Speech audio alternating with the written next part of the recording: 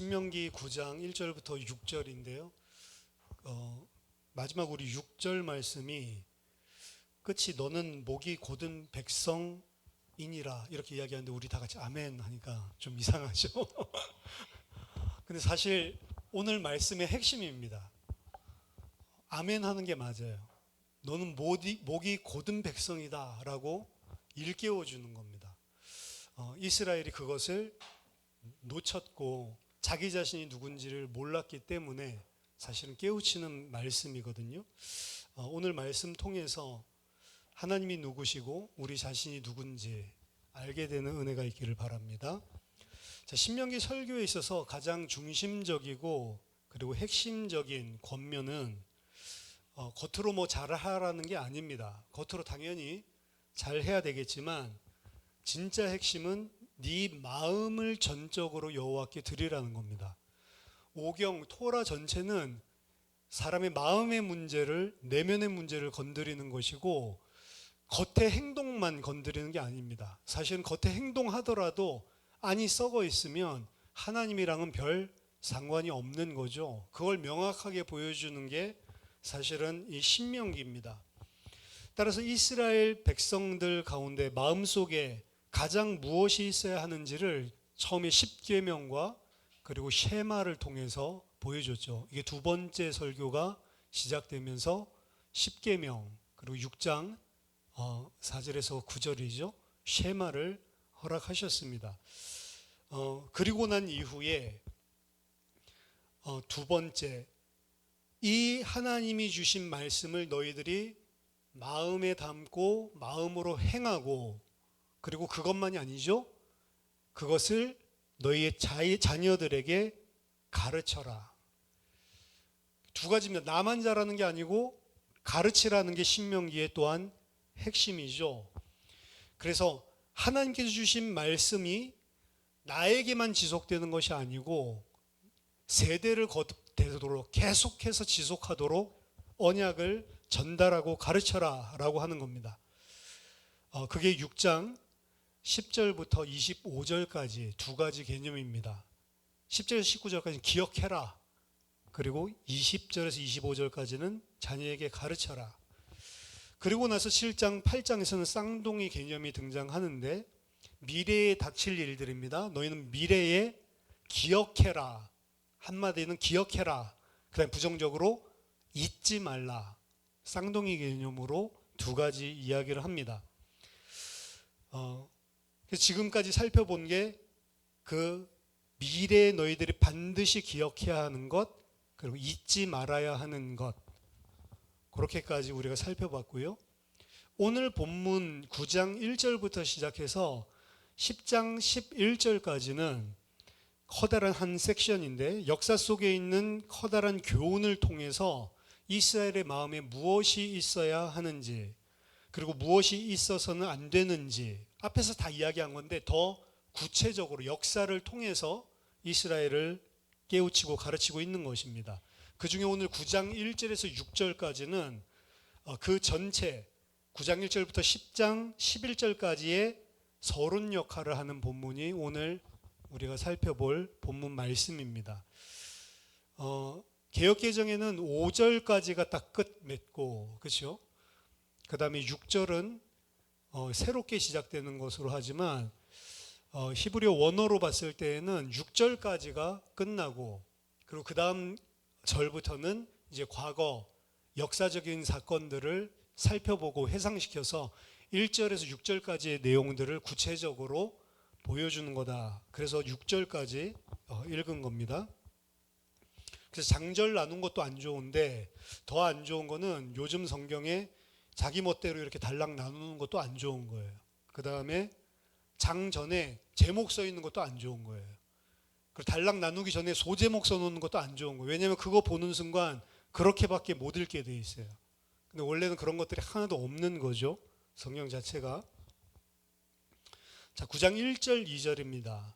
이스라엘아 들으라. 네가 오늘 요단을 건너 너보다 강대한 나라들로 들어가서 그것을 차지하리니 그 성읍들은 크고 성벽은 하늘에 닿았으며 크고 많은 백성은 네가 아는 아낙 자손이라. 그에 대한 말을 네가 들었나니 이르기를 누가 아낙 자손을 능히 당하리오 하거니와. 자, 이스라엘아 들으라. 쉐마 이스라엘입니다. 이것도 똑같이 강조하는 거죠. 모든 이스라엘은 이 말을 들으라. 이스라엘은 이제 오늘 곧 요단강을 건너가게 될 것이다. 요단강 건너가는 목적은 두 가지입니다. 가나안 땅으로 진입하는 것, 들어가는 것, 입성하는 것 한 가지랑, 입성만 하는 게 아니죠. 그것을 차지하는 것입니다. 당초 이것이 호렙산에서 이스라엘 백성이 떠난 목적이죠. 신명기 1장 6절 7절에서 이야기합니다.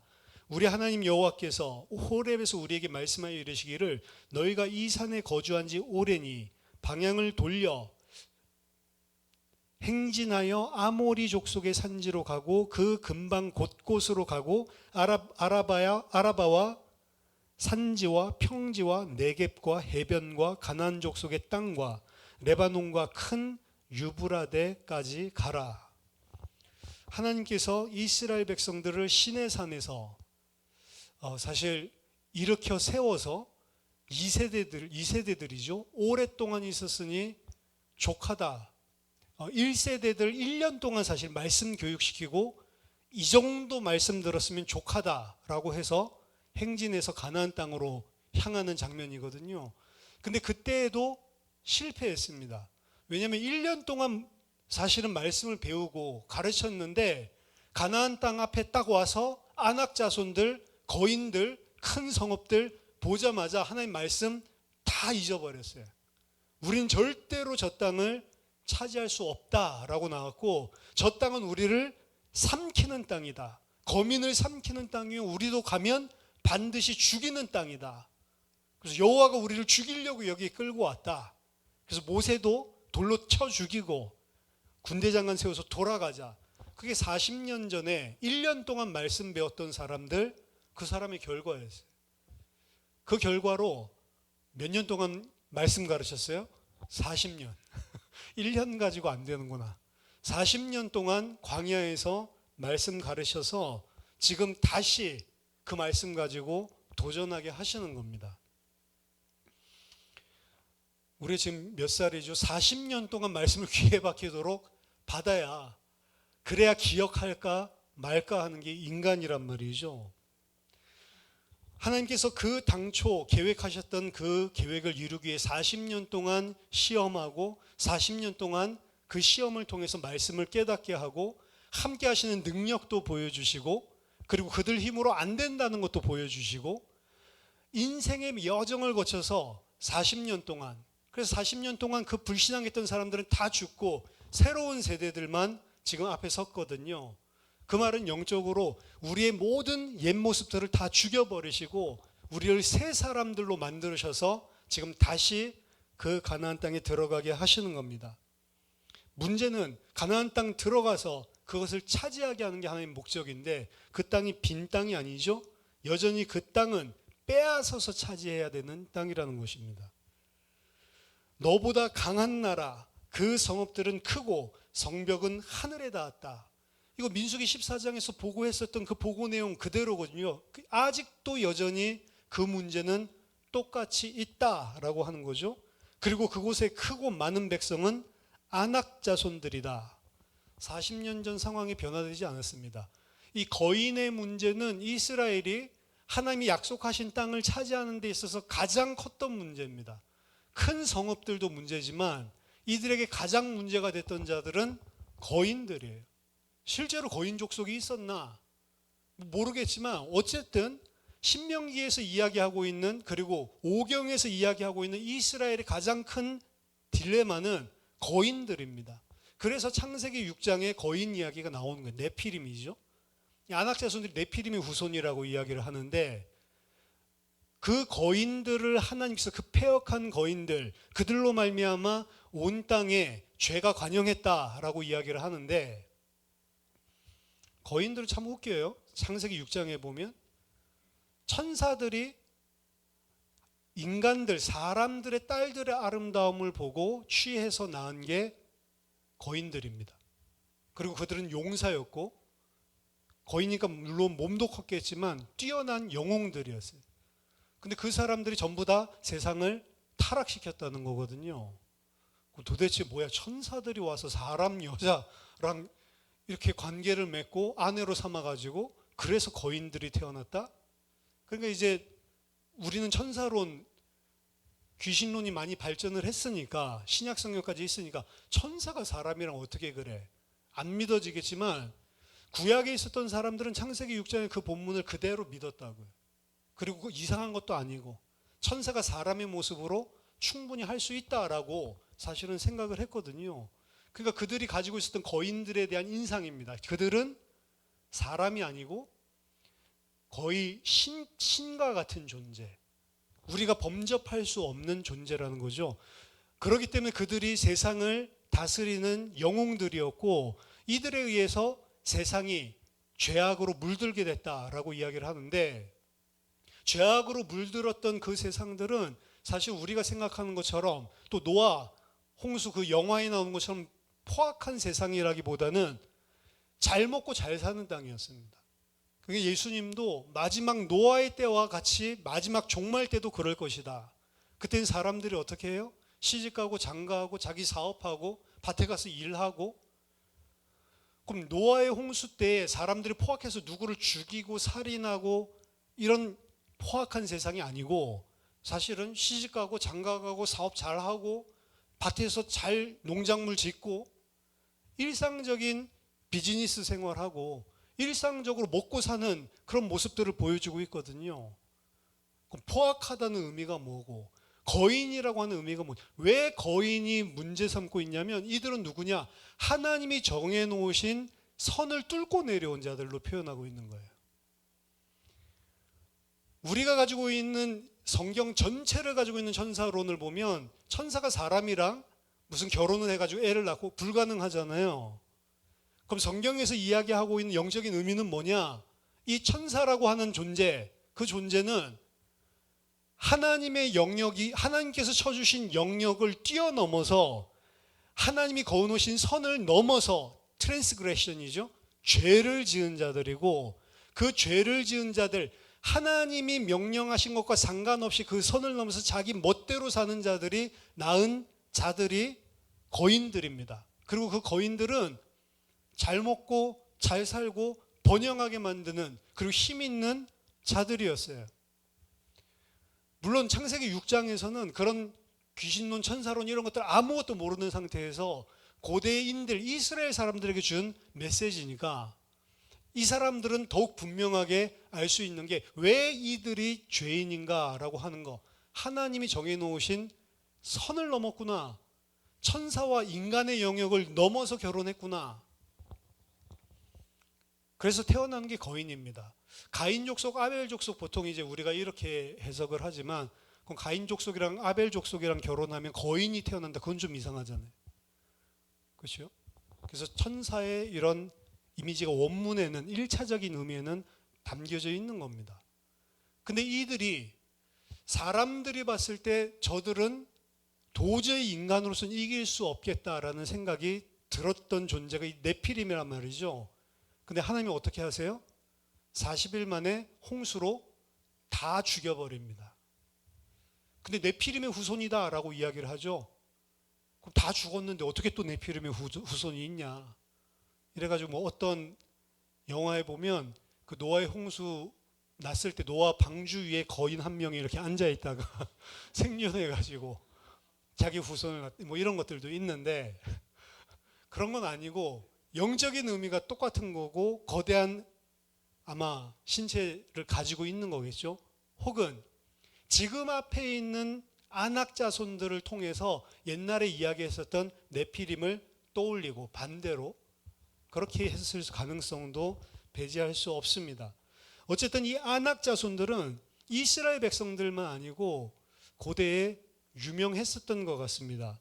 오늘 본문에서도 그들은 너보다 강한 자고 크고 강한, 크고 많은 백성이다 라고 이야기를 하고, 아낙 자손에 대한 속담과 격언이 등장을 하죠. 누가 아낙 자손을 능히 당하려.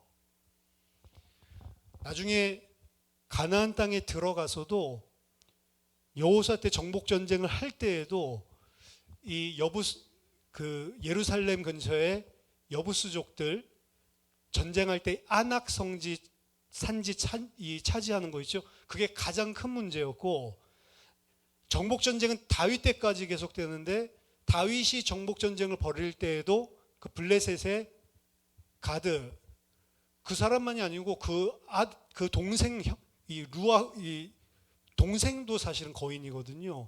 그리고 거인 족속들이 많이 등장합니다. 그러니까 가나안 정복 전쟁에 있어서 계속되어지는 거인들과의 전쟁, 그 거인을 누가 이기냐? 다윗이 이기는 거죠. 이스라엘 백성들은 못 이기는데, 이런 부분들이 계속해서 딜레마로 등장하는데, 지금 2세대들, 광야의 신세대들도 이 땅을 차지하는 데 있어서 아낙 자손 때문에 문제가 된다는 거죠. 그러면 이 아낙 자손은 무엇을 의미하는가? 이스라엘은 그들 자신의 힘과 능력으로는 절대로 하나님의 계획을 성취할 수 없다라는 것을 보여주는 겁니다. 아낙 자손은 실제로 이길 수가 없어요. 이게 현실입니다. 아낙 자손만 있어도 문제인데, 성도 높죠? 철병거를 가지고 있다고 그랬죠? 그들은 이미 훈련되고 군사되고 그곳에 정착한 정착민들이고, 농성전을 하면 지키는 것보다 그것을 치려고 하는 데는 몇 배로 많은 군사들이 필요합니다. 그러니까 우리도 뭐 수양제 때 뭐 100만 뭐 살수대첩 이런 것들이 사실 우리가 수비를 하고 있었을 때 가능한 것이지, 공격하는 쪽이 조그만 숫자로 이길 수가 절대로 없거든요. 근데 그들은 더 많고, 우리들은 뭐예요? 오합지졸이에요. 40년 동안 광야에서 이 만나만 먹고 자랐던, 그렇다고 뭐 군대도 아닙니다. 말이 하나님의 군대지 별로 군대도 아니에요. 애들도 다 딸려 있지. 아무것도 할 수 없는 그러한 사람들. 말만 60만 명이지 20세 이상 된 자들. 그 60만 명에 20대 이런 팔팔한 사람만 포함된 게 아니고 60대 막 다 포함된 거예요. 사실 20세 이상 된 사람들. 이런 사람들이 그 땅을 차지하려고 하는 게 말이 안 되는 거죠. 뭐 오늘날에 뭐 저기 있는 무슨 태평양에 있는 연안 해안에 사는 부족이 미국이랑 싸우는 거 막 비슷하게 생각하면 말이 안 되는 싸움인 것입니다. 근데 이게 현실이라는 거죠. 하나님의 백성은 현실을 부정해서는 안 됩니다. 이것도 하나님이 그 현실이 맞다라는 것을 모세를 통해서 말씀해 주는 거죠. 그들은 이미 들었고 알고 있습니다. 아낙 자손을 능히 누가 이기리요. 중요한 것은 그들은 아낙 자손을 감히 누가 이기리요 이 말만 들은 게 아닙니다. 그들은 이 말도 들었지만 또 다른 한 가지 말을 들었습니다. 그게 뭐냐?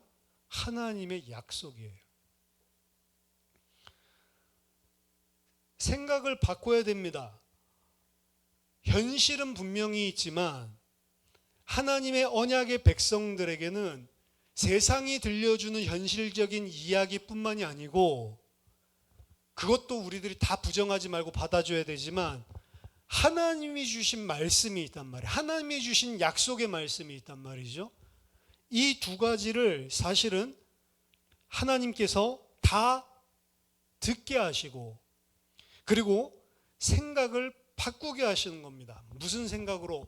현실은 이렇지만 하나님이 있는 생각을 하게 하는 거예요. 그리스도인들은 세상 속에서 세상을 바르게 보고 세상적인 생각, 합리적인 생각 다 맞지만 그것을 초월하는 다른 한 가지 가지고 있어야 됩니다. 하나님의 말씀과 하나님의 언약이라는 거죠.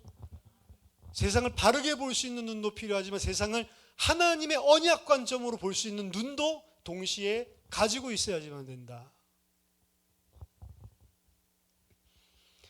우리가 가지고 있는 눈, 그리고 생각을 바꾸라는 것입니다. 이스라엘 백성들이 가지고 있는 생각 바꾸라는 것입니다. 세상만 알면 그건 불신자의 생각이죠. 불신자의 지식입니다. 이스라엘은 아낙 자손이 어떠한지도 알지만 하나님의 말씀, 하나님이 누구신지도 아는 겁니다.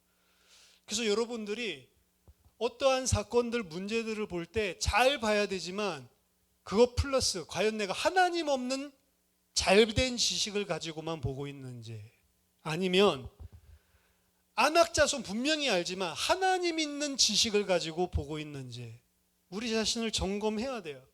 세상적으로 잘 분석하고 합리적으로 논리적으로 잘 생각하고 난 이후에 그건 불신자는 거기서 끝나지만 우리는 하나님이 살아계시다는 관점에서 그렇게 보는 게 맞냐? 두 번째 생각을 반드시 해야 된다는 거죠. 세상을 아는 지식 중요하고 분명히 알아야 되지만 하나님 아는 지식으로 세상만 알던 지식을 바꿔야 된다. 더 나아가서는 어떤 말을 들을 것인가 라고 하는 겁니다. 여기 보면 너희들이 안다, 들었다 이게 계속해서 나오거든요. 세상의 말을 들을 거냐? 세상의 말이 뭐죠? 여기서 안악조선을 감히 누가 당할 수 있으리요? 이게 세상 말입니다. 근데 하나님의 말은 내가 약속한 땅을 너희가 반드시 차지할 것이다. 이게 하나님의 말이거든요. 이스라엘은 안악자손들에 대해서 알지만 그들은 반드시 그들의 생각을 하나님의 말씀으로 교체해야 합니다. 현실을 부정하지 않지만 세상이 모르는 현실을 알아야 됩니다. 그것이 신자라는 거죠. 여러분들 신자로 살아가시길 바랍니다. 불신자랑 똑같이 당하면 안 돼요. 똑같이 대응해도 안 되고. 3절입니다. 오늘 너는 알라. 네 하나님 여호와께서 맹렬한 불과 같이 네 앞에서 나가신즉 여호와께서 그들을 멸하사 네 앞에 엎드러지게 하시리니 여호와께서 내게 말씀하신 것 같이 너는 그들을 쫓아내 속히 멸할 것이라. 오늘 이스라엘 너희는 알아야 된다.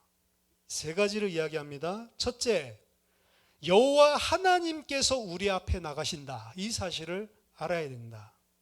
앞에 나아간다라고 하는 것은 시간적으로 앞에 나가는 게 아니고 우리들과 함께 하시는데 우리들 앞장서서 나가신다라고 하는 의미입니다. 여호와께서 그들을 멸하셔서 우리 앞에 엎드러지게 하실 것이다. 여호와는 안 보이죠. 하지만 너희는 알라는 겁니다. 여호와께서 우리와 함께 계시고 여호와께서 너희를 위해서 앞장서서 싸우셔서 그들을 멸하고 무너뜨리실 것이다. 이 사실을 기억해라. 두 번째, 하나님은 이스라엘과 함께 그들 가장 앞에서 맹렬한 불이라고 나와 있죠. 맹렬한 불로 나아갈 것이다. Consuming fire, 집어삼키는 불, 소멸하는 불이거든요. 그 불은 이스라엘이 시내산에서 하나님께서 강림하실 때 경험했었던 장면입니다.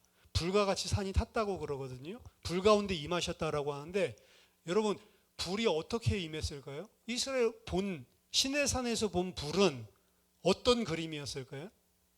영화 여러분들 한번 상상해 보세요. 어떤 불 가운데 산불이 이렇게 난 것처럼. 신명기 4장 11절 12절입니다.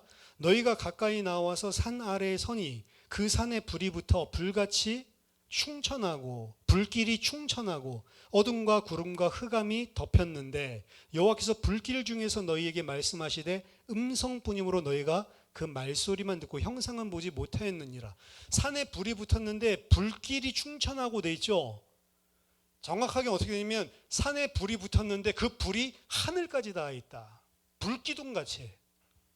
그 맹렬한 불을 본 겁니다. 불기둥으로 나중에 이스라엘 백성을 인도하실 때에도 불기둥으로 인도하시죠. 그 산에 그러니까 막 불이 막 나고 있는 게 아니고 그 불이 하늘에까지 불기둥같이 솟아있는 모습을 봤다는 겁니다. 그 불이 모든 것을 다 삼키고 소멸하는 맹렬한 consuming fire, 다 집어삼키는 불로 하나님께서 함께 하신다는 거죠. 이건 하나님의 강력하고도 압도적인 임재를 의미하는 것입니다. 여호와 자신이 가나안 땅에서 안악자손들을 멸하고 그들을 엎드러지게 하실 것이다. 이전에 물로 멸하셨던 그 거인들을 이제는 맹렬한 불로 다 살라버릴 것이다. 그러면 여호와께서 다 하신가? 이스라엘 뭐 하면 되죠? 가만히 있으면 됩니까? 아니요. 엎드러지게 하시리니 너는 그들을 쫓아내며 속히 멸할 것이라. 하나님께서 함께 하시는데 하나님께서 그 맹렬한 불로 함께 하시는데 누구랑요? 그 언약 붙잡고 믿고 있는 이스라엘 백성 안에서 일하시는 겁니다, 사실은. 그러니까 이스라엘 백성은 하나님께서 다 하시지만 그럼에도 불구하고 이스라엘 백성이 해야 될 일들, 의무, 이거는 사실은 없어지지 않아요. 하나님께서 다 행하신다는 사실을 알고 그 믿음으로 충만해서 누가 싸워요? 싸움은 너희들이 싸우는 거예요. 그냥 하나님이 나타나서 싸워주면 좋을 것 같은데. 그래서 가나안 정복 전쟁 믿음으로만 이길 수 있다는 겁니다. 하나님이 함께 하시면 반드시 차지한다라고 하는 믿음, 언약에 근거한 믿음. 갈렙이 왜 살아남았냐? 그 언약에 대한 믿음이었어요. 하나님께서 우리와 함께 하시면 우리는 필경 저 땅을 차지할 수밖에 없다. 저들은 우리의 밥이다. 왜? 하나님이 약속하셨기 때문에. 약속으로만 차지할 수 있는, 약속에 대한 믿음으로만 차지할 수 있는 게 가나안 땅이라는 거죠.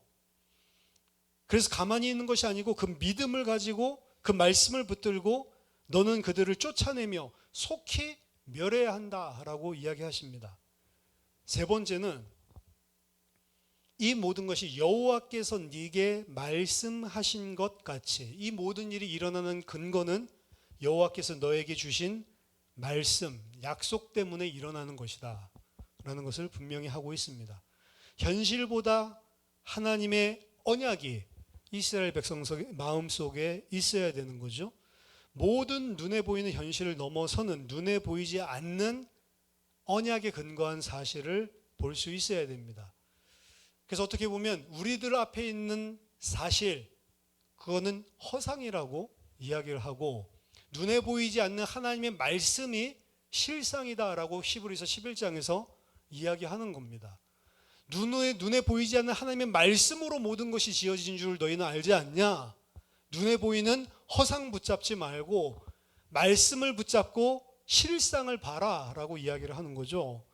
현실 문제보다 더 큰 하나님의 언약이 마음속에 있어야 된다라는 것입니다. 4절 5절 내 하나님 여호와께서 그들을 내 앞에서 쫓아내신 후에 네가 심중에 이르기를 내 공의로움으로 말미암아 여호와께서 나를 이 땅으로 인도하여 들어서 그것을 차지하게 하셨다 하지 말라. 이 민족들이 악함으로 말미암아 여호와께서 그들을 네 앞에서 쫓아내심이니라.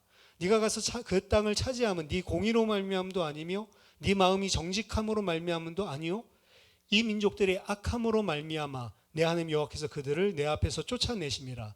여호와께서 이같이 하심은 네 조상 아브라함과 이삭과 야곱에게 하신 맹세를 이루려 하심이라. 자, 4절에 보니까 네가 심중에 이르기를, 제가 3번 나온다고 그랬죠. 신명기 전체에서 네 심중에 이르기를 3번 나오는 표현입니다. 이게 오늘 마지막 3번째입니다. 신명기 7장 17절, 8장 17절, 그리고 오늘 9장 4절 이렇게 3번 등장하는 겁니다. 근데 이 3가지가 정말로 의미가 있어요. 7장 17절에는 네가 심중에 이르기를 속으로 생각한다는 말입니다. 무슨 생각을 하냐? 이 민족들이 나보다 많으니 내가 어찌 그를 쫓아낼 수 있으리요? 그러니까 이스라엘 백성이 현실만 쳐다보고 하나님 함께 계심을, 그 언약을 놓치고 현실만 봤을 때 자기 자신에 대한 회의, 셀프 다우트, 자기 마음속에 이르기를 어떻게 저걸 우리가 차지할 수 있어? 우리가 이렇게 약한데. 두 번째는 8장 17절에 근데 얻었어요, 그 땅을 약속하신 대로. 그리고 그곳에서 잘 먹고 잘 살아. 집도 부유하게 되고 자녀들도 많아지고 우양들도 많아지고 곡식들 소출도 많아져.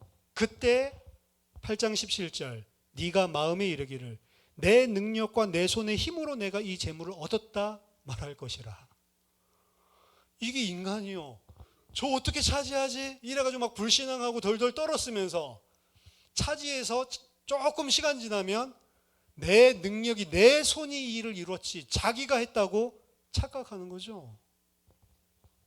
그래서 이거는 self-sufficiency, 자기 자만, 자기 과잉, 자기 자신이 다 했다라고 교만하게 된다는 겁니다.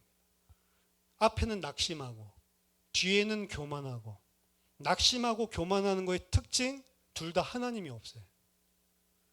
하나님이 없으니까 나만 쳐다보고 낙심하고, 하나님 없으니까 내가 한 줄 알고 교만하고, 하나님 앞에 똑같은 수준인 겁니다. 하나님을 잊어버린 거죠.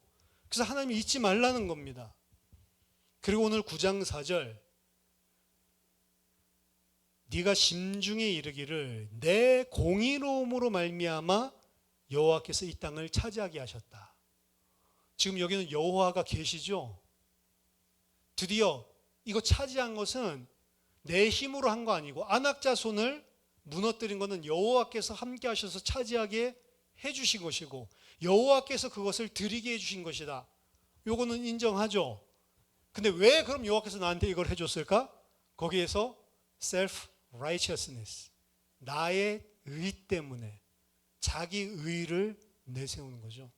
내가 잘 믿었고, 내가 여호와를 의지했고, 내가 하나님 앞에 의롭기 때문에, 선한 일을 행했기 때문에 하나님께서 이 복을 주신 것이다. 이 이야기를 하는 거죠. 자기의, 그 말은 자신이 약속하신 땅을 차지할 만한 자격, 가치가 있다고 착각하는 것입니다. 자신이 하나님 앞에 윤리, 도덕적인 우월성을 지녔다고, 여기 보면 정직하다라고 생각한다고 했죠. 그게 upright인데, 하나님 앞에 올바르다 내가, 그러기 때문에 마땅히 하나님이 이거 주셔야만 되는 것으로 착각하고 있는 불신앙입니다. 그래서 이 세 가지 마음속에 이르는 것에 대한 해법을 다 주셨거든요. 8장 17절에 내가 어떻게 저 땅을 차지하냐라고 하는데 해법이 뭡니까? 여호와 하나님께서 과거에 행하신 일을 기억해라. 과거에 행하신 일, 출애굽 사건 이야기하죠. 만나 사건 이야기를 하죠. 과거에 하나님께서 너를 어떻게 인도하셨는지, 어떤 능력으로 그 애굽 바로와 바로의 군사들을 수장시켰는지를 기억해라. 더 나아가서 과거에 하나님께서 어떻게 네피림을 싹 쓸어버렸는지를 기억해라. 좀 더 가까운 과거로 간다면 어떻게 바산왕 옥이 거인이었잖아요. 그를 쳐서 멸했는지 기억해라. 두 번째, 내 능력으로 내 손에 힘을 얻었다 자만하는 자들에 대한 해결책, 여호와 너의 하나님을 기억해라. 아까는 하나님이 하신 일을 기억해라. 그리고 하나님을 기억해라. 네가 하지 않았지. 거짓말하는 것입니다. 여러분 만약 믿음이 좀 좋고 장성한 자의 믿음을 가졌다, 그럼 착각하지 마십시오. 여러분이 한 게 아니에요. 하나님이 은혜 주셔서 나를 그 자리로 끌고 인도해 주신 것입니다. 그래서 진짜 믿음이 장성한 자는 내가 이룬 게 아니고 하나님의 은혜다라고 고백하는 거예요. 그게 바울의 고백이죠. 바울은 모든 사도보다도 더 열심히 지나셨다라고 이야기합니다. 더 수고했다. 베드로 약간 까죠. 나는 자매를 데리고 다닐 권한이 없겠느냐? 베드로는 아내랑 되게 친해가지고 맨날 아내 데리고 사역하러 다니는데, 바울은 그거 없었죠. 나는 그럴 권한이 없냐? 나는 그렇게 하면 안 되는 사람이냐? 그 바울은 혈혈단신으로, 그렇죠? 그리고 충분히 한 곳에 눌러 앉아서 대형교회 하면서 대접받을 수 있었는데 안 했죠. 도달하가 정처 없이 두들겨 맞고, 그러니까 바울을 쳐다보면서 두들겨 맞고 후원도 제대로 못 받는 저런 돌팔이, 그렇죠? 의사가 한 곳에서 병원 해야지 계속 돌아다니면 돌팔이잖아요. 자기 병원도 없으면서. 그런 식으로 비난을 받았다.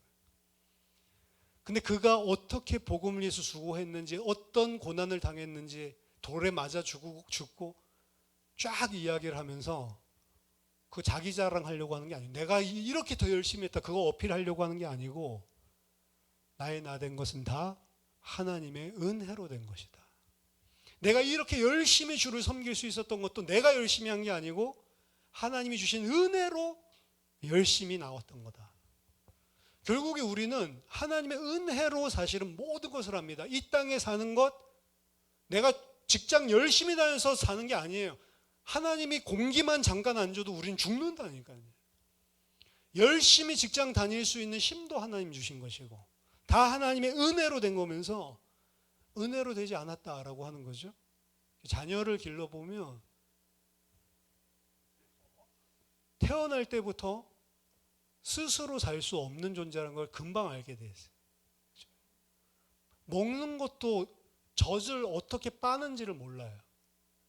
그러니까 그걸 갖다가 빠는 법을 익힐 때까지 그것도 계속해서 반복하고 도와줘야 그래야 젖도 빠는 거예요. 아무것도 못해요. 젖을 먹고 나면 트림도 못해요. 트림 못하면 그것도 또 기도에 막혀가 문제 생길 수 있으니까 먹고 나면 등 두들겨 주지 않으면 그대로 눕혀놓으면 죽어요. 그것도. 똥도 제대로 못 싸고 오줌 싸고 축축해도 갈아달라 표현도 못하고 그게 인간입니다. 그렇게 해가지고 다 자라났는데 오늘 어린이날인데 청소년 정도 되면 어떻게 해요? 내 인생은 나의 것. 옛날에 민혜경 씨 그냥 나에게 맡겨주세요. 당신이 왜 내 인생의 간섭이야? 나에게 해준 게 뭐 있다고. 그런 자녀들 많죠. 반항할 때 엄마가 나한테 해준 게 뭐 있어? 그럴 때 이제 억장이 무너지는 거죠. 그러면서 뭘 보냐? 나도 저랬지 청소년 때. 철이 없었구나. 몰랐구나. 그럼 기대하는 거죠. 나중에는 알게 되겠지. 나중에 기대가 아니고 열받으면 너도 너 같은 놈 하나 낳아가지고 나중에 좀 느껴봐라. 막 이렇게 저주를 하기도 하는데 올챙이 시절을 모르는 거죠. 내 힘과 내 능력으로 얻었다라고 할 때 하나님을 기억해라. 너의 여호와 하나님을 기억해라. 신명기 5장에서 11장까지 이게 두 번째 설교 안에서 나오는 가장 반복적으로 강조하고 있는 내용이 이스라엘의 마음속에 있는 내적 상태입니다. 그 내적 상태가 어떠냐? 쉽게 말하면 생각과 마음이 어떠냐라고 하는 거죠. 세 번째 오늘 본문에서 이야기한 이스라엘은 미래에 마치 자신이 이 땅을 하나님께서 주실 수밖에 없는 자기의 의를 가진 것처럼 자신의 공의로움을 내세워서 스스로를 속일 것이다 라고 이야기하는 겁니다. 그런데 하나님은 오늘 분명히 본문에서 명확히 하십니다. 이것은 너의 공의로움으로 말미암음도 아니고 두 번째 네 마음이 정직함으로 말미암음도 아니니라. 공의로움이라고 하는 것은 이 민족들이 악하기 때문에 하나님께서 그들을 쫓아내 주신 것이지 너희들이 공의롭기 때문에 의롭기 때문에 그런 것이 아니다. 만약 의를 찾아야 된다면 그건 너희의 의로움이 아니고 이 악한 자들을 심판하시는 하나님의 의 때문에 너희가 이 땅에 들어와서 그들을 이긴 것이다. 두 번째, 너희의 정직함, 너희의 진실함으로 말미암음이 아니다. 이것은 너희 조상들에게 약속하신 하나님의 언약에 신실하신 하나님의 신실하심 때문이지 너희의 신실함 때문이 아니다라고 이야기합니다. 그들은 내 의로 이렇게 이야기를 하고 내 정직함으로 이렇게 이야기하지만 하나님은 아니 나의 의로 나의 정직함으로 너희들이 그 땅에 들어가는 것이다. 가나안 땅은 그래서 누구만 들어갈 수 있냐? 누구만 그곳에 영원토록 살 수 있냐? 자기 의를 버리는 자입니다. 신명기 9장 6절 그러므로 네가 알 것은 뭘 알아야 되는지 오늘 또 이야기하죠. 네 하나님 여호와께서 내게 이 아름다운 땅을 기업으로 주신 것이 네 공의로 말미암음이 아니니라. 내 의 때문이 아니구나. 나는 그걸 받을 충분한 자격, 가치가 없는 사람이었구나. 알라는 것입니다. 너가 알아야 할 것 두 번째, 너는 목이 곧은 백성이라. 목이 똑바르다는 게 아니고 딱딱한, hard. 목이 딱딱한 백성이다. 제가 목이 되게 딱딱한데 근육이 뭉쳐가지고 하나님의 말씀을 안 듣는다는 거죠. 그래서 영어로 stubborn, 고집 세고 하나님 말씀 절대로 순종하지 않는 그게 목이 곧은 백성이다. 너는 오늘 알라 3절에서 이야기하고 6절에서도 그러므로 너는 알라. 이 땅을 주신 것은 네 공의로 말미암음이 아니니라. 원어에 보면 왜냐하면 이렇게 돼 있어요. 우리나라 성경 왜냐하면 안 나와 있죠. 너의 공의로 말미암 너의 의로 말미암은 것이 아니니라. 히브리 원어에는 왜냐하면. 그러고 나서는 사실은 명사 2개가 나오는 겁니다. 목이 딱딱한 백성, 그 다음에 마지막에 아타, 너. 물론 뭐 히브리어는 명사 2개를 써서 중간에 비동사가 생략됐다고 그렇게 해석을 하는데, 이 보통은 동사를 쓰면 주어를 안 쓰거든요. 그러니까 이것을 2인칭 비동사, 2인칭 남성 단수 비동사를 쓰고, 그리고 만약에 목이 딱딱한 백성 이렇게 해놨다면 일반 평서문처럼 이야기할 수 있는데, 목이 딱딱한 백성 해놓고 동사는 없고 너 이러면서 끝나거든요. 그러니까 제가 이야기한 게 맞는 것 같아요. 왜냐하면 목이 딱딱한 백성 바로 너 이러면서 끝맺는 거죠. 그걸 뭐라고요? 너는 알아야 된다. 자, 오늘 그래서 설교를 많은 이야기, 알라 이야기했지만 오늘 본문에서 이야기하는 것은 3가지를 알라는 겁니다. 첫째, 안악자손이 누구냐 알라는 겁니다. 세상도 부정하지 말라고 그랬죠. 현실을 바르게 알라고 그랬죠. 근데 그것만 하면 불신자 사상, 불신자 생각이다.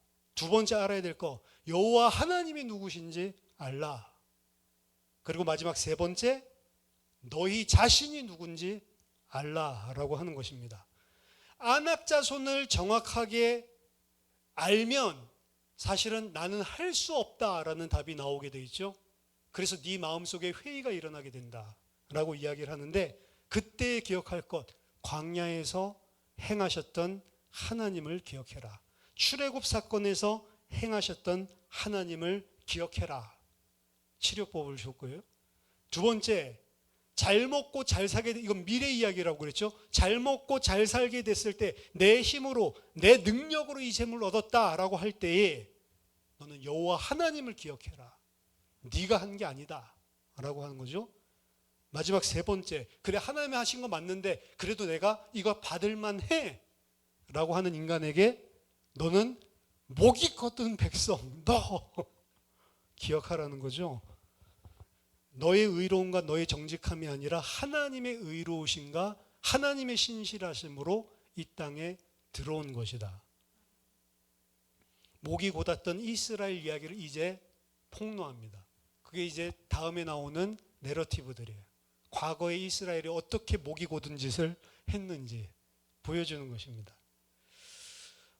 사실은 이 지금 가나안 땅에 들어가고 그리고 가나안 땅을 영원히 살 수 있는 답을 주시는 건데, 이거는 구약의 가나안 땅뿐만이 아니고 우리가 새하늘 새 땅에 영원히 살 수 있는 똑같은 답이기도 합니다.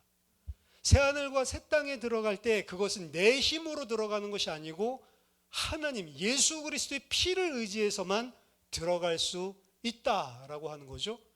내 자신 쳐다보고 낙심하는 것도 교만이랑 똑같은 수준이에요. 그래서 아이고 나 같은 게 어떻게 교회에 나가, 이것도 쥐가 그럼 뭐 교회 못 나가지 당연히. 예수 그리스도의 의를 의지해서 나가는 겁니다. 뻔뻔한 것 같지만 나는 이름에도 불구하고 나는 예수가 필요하기 때문에, 그 예수가 나를 위해 죽으셨기 때문에 나아갈 수 있는 거죠. 나보고 낙심하면 안 된다. 구원에 나 같은 놈이 진짜 천국 갈 수 있나? 그때 생각해야 되는 거, 예수 그리스도의 의를 생각하는 겁니다. 나 자신만 계속 쳐다보면 우리는 나 구원 안 받았나? 이럴 수밖에 없는 거예요.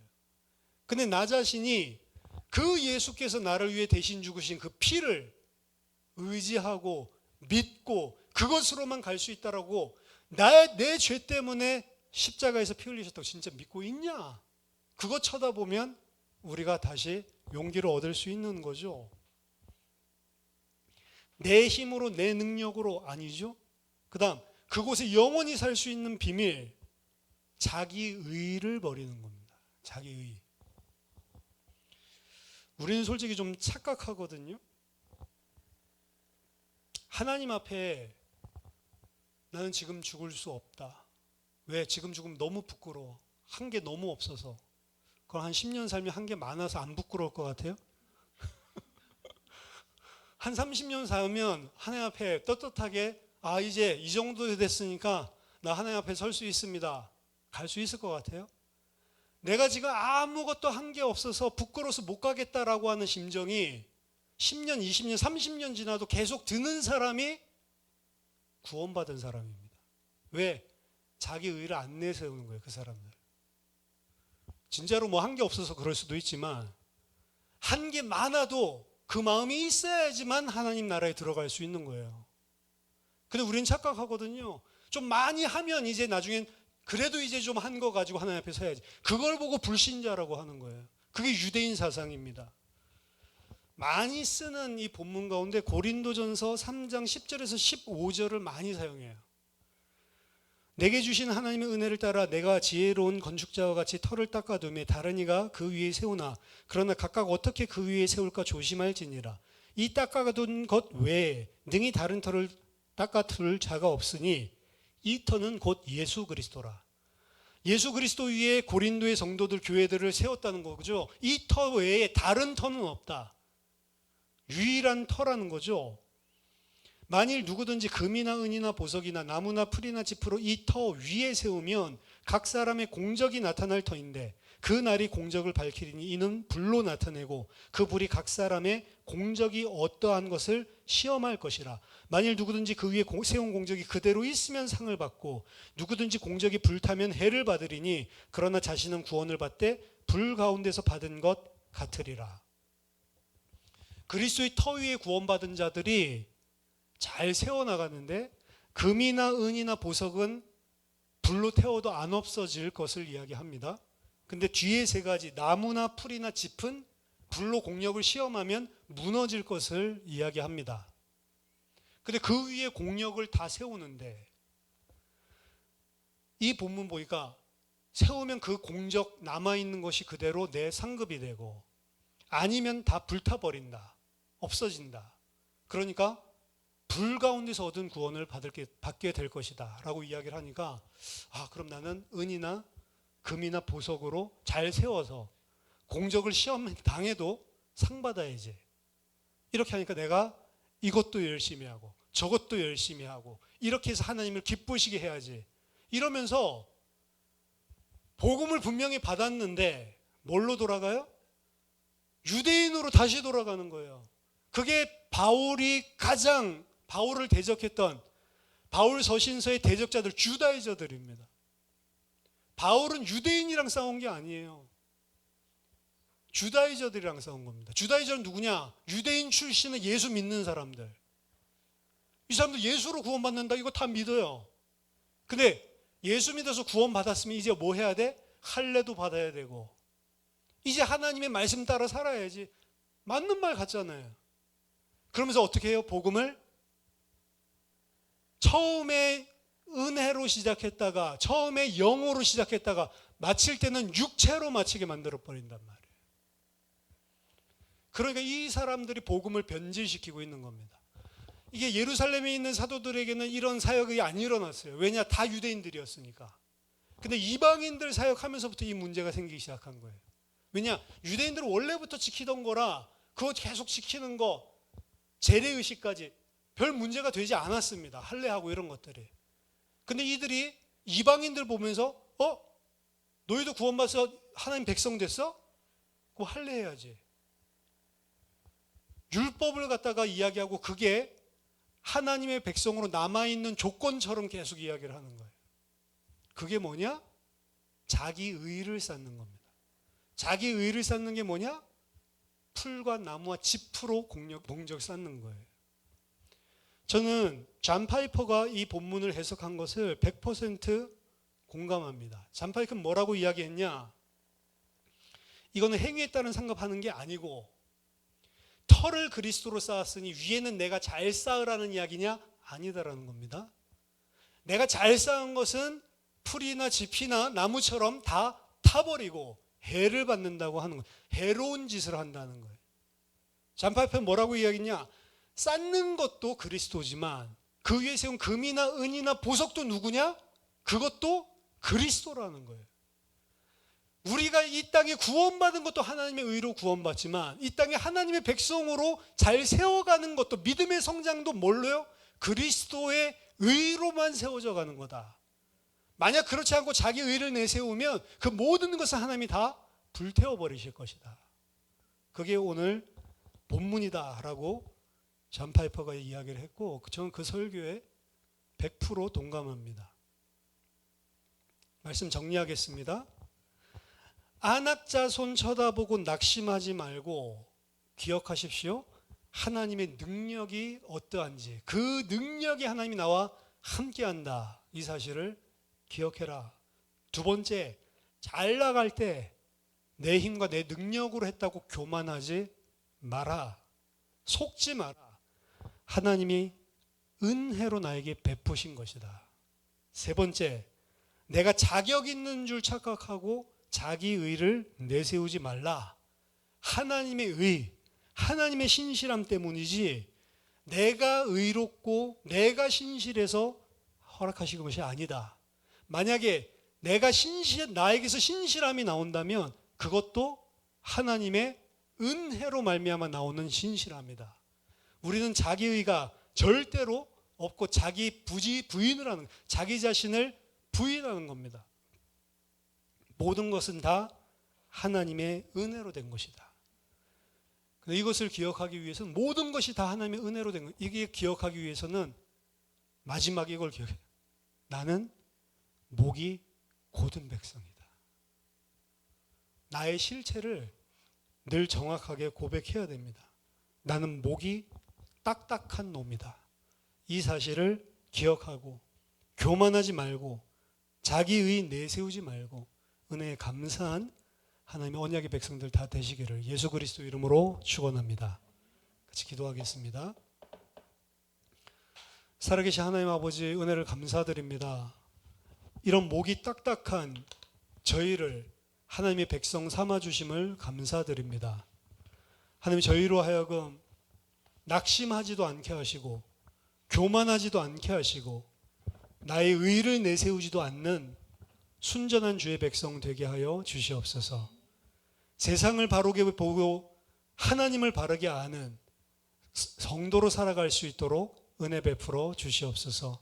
세상 사람들, 불신자들 모르는 참 지식, 하나님 아는 지식으로 한 주간도 승리하게 하여 주시옵소서. 예수 그리스도 이름으로 기도하옵나이다. 아멘.